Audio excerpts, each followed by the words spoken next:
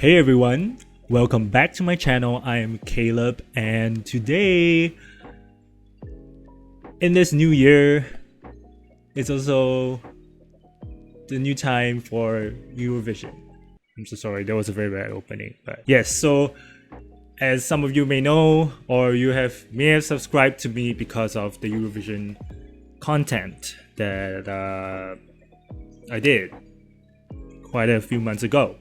So in the lead up to the contest that will be happening in May, I will be watching the entries and reacting to them. And as you may have seen already from my previous videos on Eurovision, I tend to rather just compile it all into one, watching the entries and reacting to them. And as you may have seen already from my previous videos on Eurovision, I tend to rather just compile it all into one, and so then you get your best viewing experience. You can click on the timestamps to whatever point of it that you want to view, and then have a good time watching it. But I get so tired from the constant just watching, and then it just gets so physically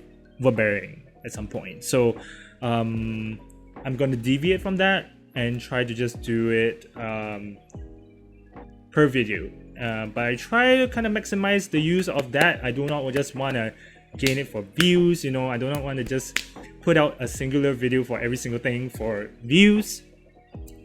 So I'm gonna keep it a bit creative, okay, if you will. So with that being said, with my reaction videos for the entries that are gonna that are already confirmed for the countries in preparation for Eurovision, I will be taking a look back at the performance of the previous entry in 2021, and then I'll be looking at this year's entry for that specific country.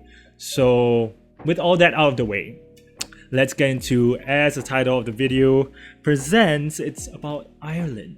Okay, before I get into the 2022 entry, I will be looking back into the 2021 entry and giving my final thoughts about it. If you haven't seen the videos, please do check it out in the card above. I believe I did. I also talked about my afterthoughts about the performance, and it wasn't really that great. So, but I really did, let me say, I really did love the song and the music video. The overall vibes of it. It was catchy. It was, it had this very adventurous quality to it, and they kind of wanted to do that in the actual performance for it, but it didn't translate well. Okay, so let me explain why. I will be watching the video itself. It will be interspersed in the editing of this video because I don't want to infringe copyright. YouTube really sucks on that. But okay, so we will go into the video, and I'll be giving some thoughts along the way, and I hope you will enjoy this wild ride with me. Okay, so without further ado, let's get into it. Okay, I like the overall look of it, actually. The whole idea of... Oh. Okay. Wait. I like the overall idea of it. I remember correctly on Leslie Roy's Instagram. Okay, so she did post some of the behind the scenes of how they did it, with the whole conceptualization of the cutouts, and with camera effects and the depth of field and all that to kind of make it larger than life.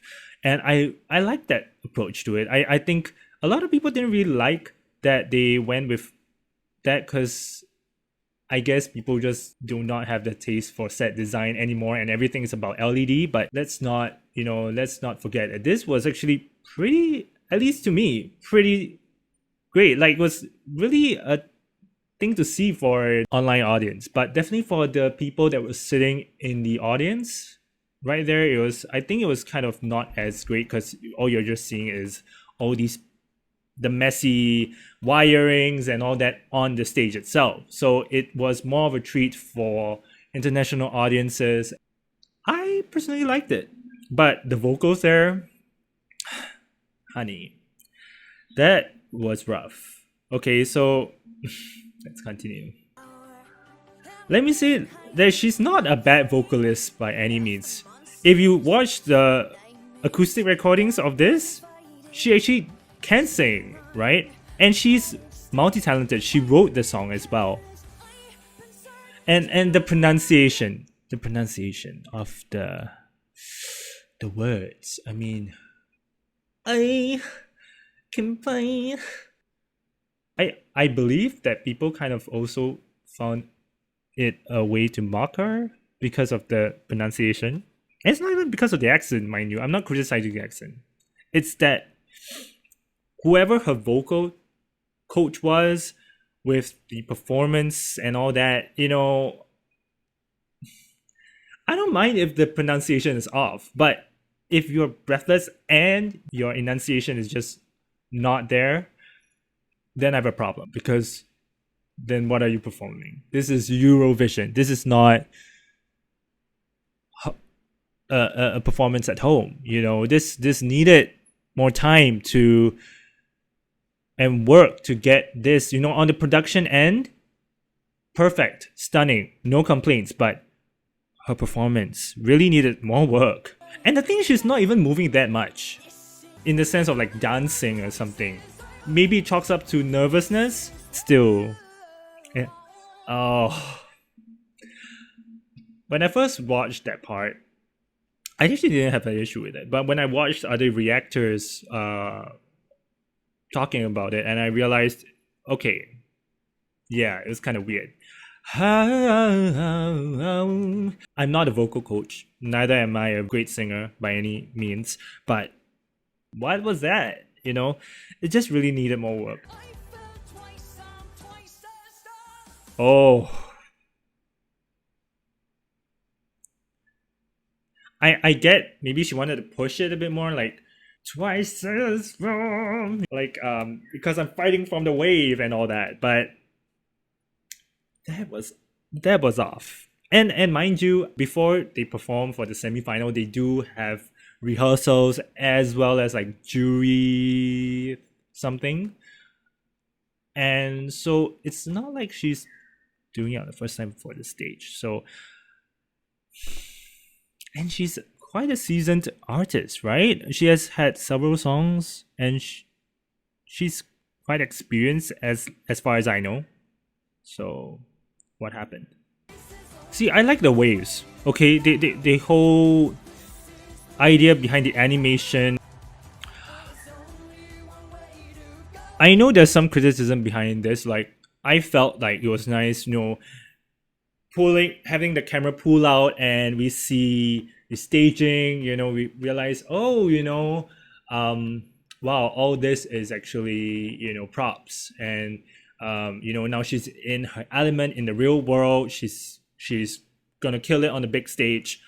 I kind of like that, but I understand the criticism as well. Like, it kind of just takes out the whole viewing experience. Take for example the France's entry, right? Yeah, Barbara, I believe, and hers. They really did try to push real hard on that whole, you know, romantic movie like atmosphere, and by doing so, it gave audiences like the whole feel of the song. And I understand why this, by panning out, it kind of just breaks the illusion altogether. So 50-50, I guess.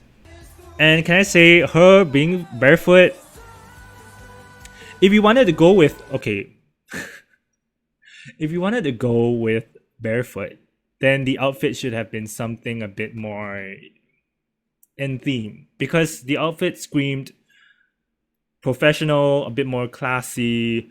And then when it panned out and then it was like barefoot, I'm like, you know who does it best? Pixie Lott, right? She If you do not know her, she's a UK artist, I believe. Popular in the 2010s, and then kind of not really popular as a singer right now. But her live performances as of late have always been like her being barefoot. I do not know the reason why. And I mean, I personally do not really like that, but hey, you know, I feel like she kills it with like at least the outfit matches the vibe. But this, I don't know.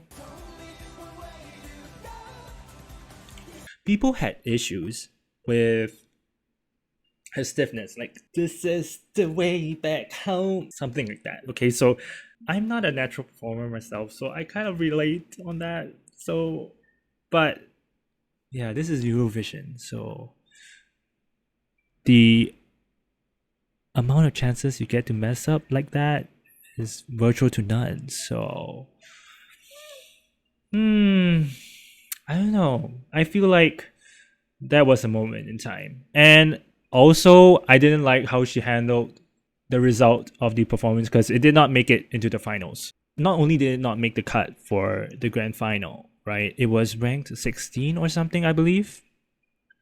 So, yeah, I mean, I get that it's sad, you know, it's her hard work, her hard effort. Like I said, you know, she composed the song and all that, or wrote the song at least. But to, if I remember correctly, okay, I'm gonna pull up the Instagram post here. She said that it's people are just unready for this vision, you know. People can't appreciate it. Nah, it's not that. It needed more time to cook in the oven. It wasn't on the production team's fault. It was on her and the vocal coach. If anything, I'm just hoping that this year's contestant and entry, they would know how to fix that and not have that happen again. At least, you know, even if the song sucks, but like if, you know, the performance is strong, I believe you have a fair chance to get into the grand final. And I hope that for Ireland, you know, they get to do that this year round. We proceed to the next part of the video, where I'm gonna be looking at the 2022 entry for Ireland, and it's a song, That's Rich, by Irish singer Brooke Scullion. Is that how to pronounce the name? I'm sorry if I butchered it. She is really young. I don't know, maybe is it something to do with, you know, countries seeing that young people fronting their entries would be a sure way to get into the grand final or something. But I mean, so far it's kind of proven true, at least last year for me. So okay, and it's interesting this time round. They actually had Eurosong, this national finals, where they had same broadcast station, RTE. They had a competition. So based on votes from the studio jury on the Late Late Show and international jury and public televoting, this song was selected as the winner. This is different from the previous year because for Leslie Roy's entry, it was actually chosen directly from the national broadcaster. And so I think there's a fair chance, maybe, given that the international audience did have a hand in choosing the winner, so there might be some leverage on that for how well the entry does in the competition. So okay, it says it's rock pop. Wonder how it's going to sound like. She's also one of the songwriters on the track. We love multi-talented artists. Okay, disco theme. Immediately her vocals are so strong, so, and she would voice UK, right? I think she was a contestant on it. So okay, the falsetto note was a bit. Let me go back to that. She needs to nail the falsettos a little better.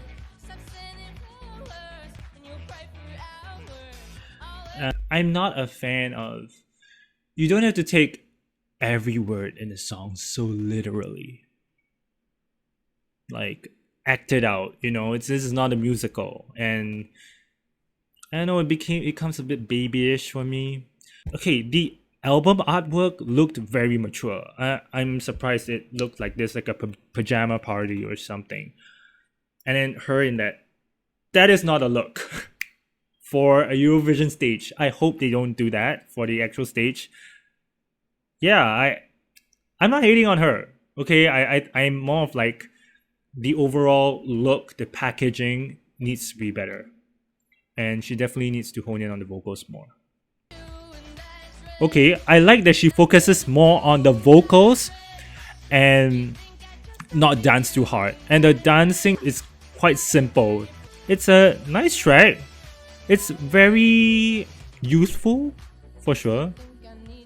The quintessential movement in K-pop, but okay. Yeah, the falsettos. Girl.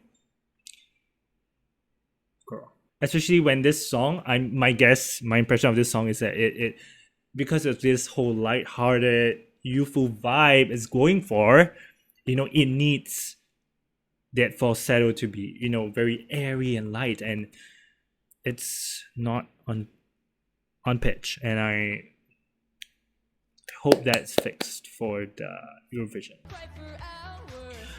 Again, I'm not a fan of that. It's kind of getting a bit too generic for me. Maybe I'm just too old for this music.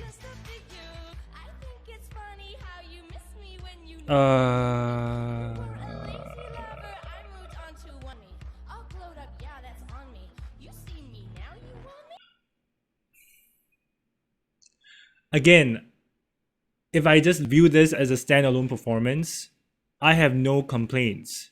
Trust me, I have no complaints. But when I think of Eurovision, it's Eurovision.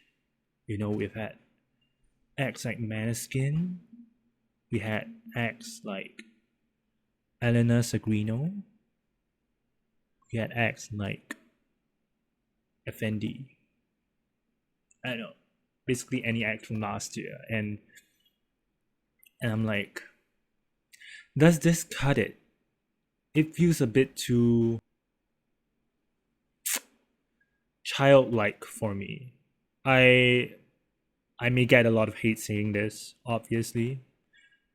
But I'm sorry, it's just not my type of music. At least I think it would be more appealing to my ears if she did it not in a baby voice. Like, she clearly has a voice that's a bit more mature, you know, like deeper tones. I don't know why they chose to go with this style of this kind of feeling. I don't know. Let me know in the comments below if I'm wrong. So, or if you feel that this is the look we're all going for Eurovision this year, and you know this is sickening to you, please let me know in the comments below. I'd like to have a conversation. I'm not hating on her. I'm not. Okay, again, I'm not hating on her. Oh, that was rough. That vocal was rough. And I hope that with the actual staging on Eurovision that they would have something else. Because if they're still gonna stick with this pajama party vibe or the 80s aesthetic, I don't know, I'm very confused because the dancers are giving me a bit more of the 80s, right? Like you know, a dance floor at a prom and something like that, like a cheerleader kind of a vibe. But she's giving me more of pajama party. So if they stick with one aesthetic, right, and then go full out, maybe with props on the stage or something, or you know, the visuals at the back, you know, on the screen. The confetti kind of tells me that it's more of a party, but I need more things on stage to kind of amp up that youthful feel. At least if you want to keep on with that message, you know, kill it, right? That's my point. Oh, that was a bit rough.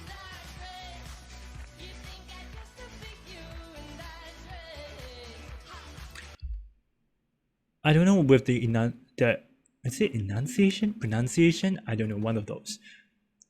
That's rich, not that's rich. Like, because that word is repeated so many times in the song, it becomes so inevitable that I hear the word being mispronounced. Right? I feel like when you bring in the ch, it gives it more edge to the sound, and it's not just fading out like that's re. Okay, I like that vocal, but it was drowned out by the instrumental. I need the instrumental to tone it down a little for that. But okay, everyone loves it. Okay, I feel happy for her, right? The music it's cute, but they gotta bring the production, the vocals through for the performance. Like I said, even if it's, to me, it's a basic song. As long as they hone the performance elements right, there's quite a big chance that they might get into the grand final.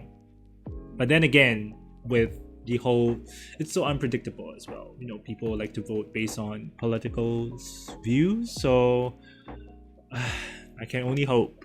But I'd say if you want to use this performance as a benchmark, it needs work. It still needs work, and I hope they do find ways to improve. Okay, that's pretty much it for this review of Ireland's entry. Do let me know in the comments below if you think I was over-exaggerating, if my views were just not aligned with yours, it wasn't okay, it was offensive, it was, I deserve to be cancelled. Please let me know in the comments below. I love to have a conversation. Genuinely, I do. If you see my previous videos for Eurovision at least, I do respond to comments. I do want to hear your thoughts as well. It's a time to celebrate. If anything, I see it more as a celebration of songs, of countries coming together, of traditions, cultures. I don't see it as more as a competition. Really, I feel like the whole competitive element, it's a bit too over the top for me. It's mixed with so many other things. It's not even about the song or the performance. It includes a lot of extra stuff that shouldn't be there. So with all that said, I hope you enjoyed my review of the song and my thoughts, and I'll see you on the next video. Goodbye.